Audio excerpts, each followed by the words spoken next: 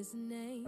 I see his picture up in your frame, and you refuse to admit you still miss him, but it's okay. You're a tower of strength when you're breaking down, but through the wall I can feel your cry.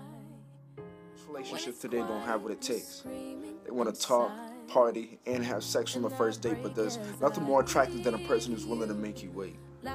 I mean, to prove you love a person, even if it means talking a year straight, just texting, getting to know the person before you even go on your first date. Nowadays, it's hard for you to trust people and what they say, because their actions never add up, so most of the time you regret getting the numbers because they don't last past the first day.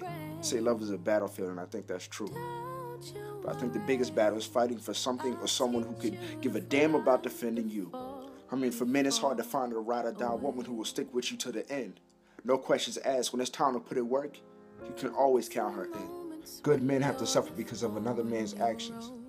And now it makes it harder for us because we have to prove that the same thing won't happen. And a lot of women are taken for granted.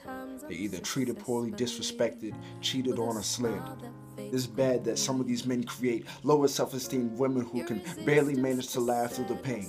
I mean, she's the type of woman who is hard to love because her smile suggests that her soul has a lot to explain. Takes the word love and she crosses it out with an X because she can't see herself being with another man after her ex, and every man after that is framed for being the same because of the acts of one man. But I can understand because she just doesn't want any more regrets. But you want to know why I'm single?